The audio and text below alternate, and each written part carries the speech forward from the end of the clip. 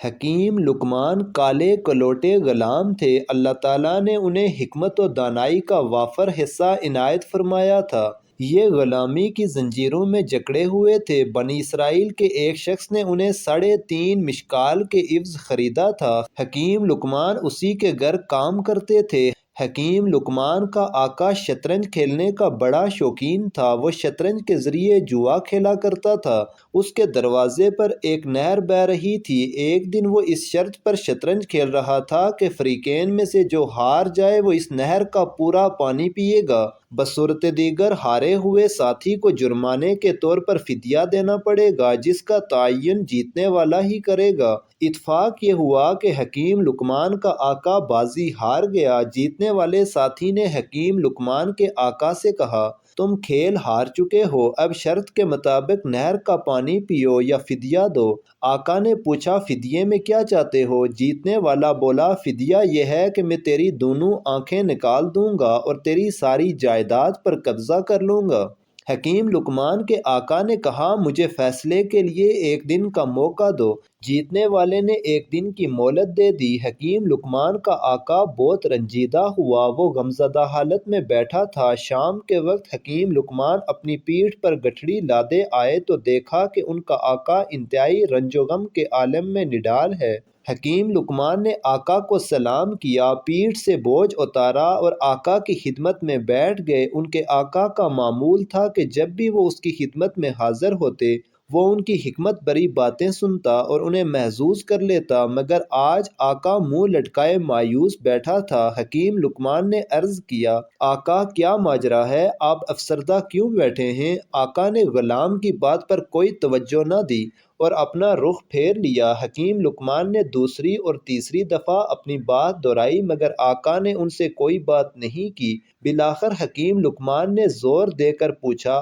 آقا آخر آپ اس قدر گمسم کیوں بیٹھے ہیں؟ اپنے درد کا اظہار کریں۔ اگر میں آپ کے درد کا مداوا نہیں بن سکتا تو اس درد میں شریک تو ضرور ہو سکتا ہوں، بلکہ یہ بھی ممکن ہے کہ آپ کی سنگین پریشانی حل کرنے کا میرے پاس کوئی نسخہ نکل آئے جو آپ کے حق میں مفید ثابت ہو۔ آقا نے یہ بات سن کر انہیں اپنے شدید رنج و غم کا سبب بتلا دیا۔ پوری داستان سننے کے بعد حکیم لقمان نے تسلی دی، آپ بالکل غم نہ کریں، میرے پاس اس شرط سے نکلنے کا طریقہ موجود ہے۔ آقا نے بے تابی سے پوچھا، وہ کون سا طریقہ ہے؟ حکیم لقمان نے سمجھایا، جب وہ جیتنے والا آدمی آپ کے پاس آئے اور کہے کہ اس نہر کا پانی پیو تو آپ اس سے اطمینان سے پوچھیں کہ نہر کے دونوں کناروں کے درمیان والا پانی پیوں یا پہاڑ کی طرف کا پانی پیوں؟ آپ کا یہ سوال سن کر وہ لازماً یہ کہے گا کہ دونوں کناروں کے درمیانی حصے کا پانی پیو۔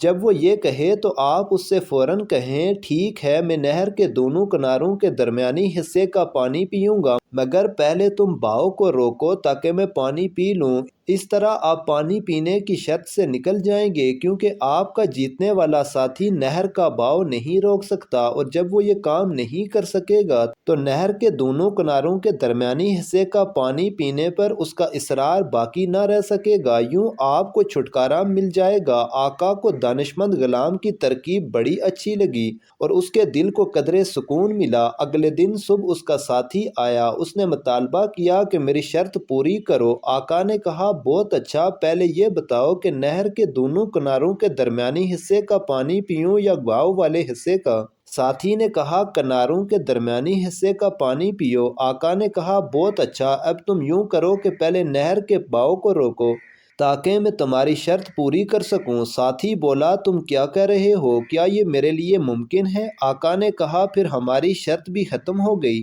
یوں یہ معاملہ بخیر و خوبی ختم ہو گیا۔ آقا بڑا خوش ہوا اور اس خوشی میں اس نے حکیم لقمان کو آزاد کر دیا۔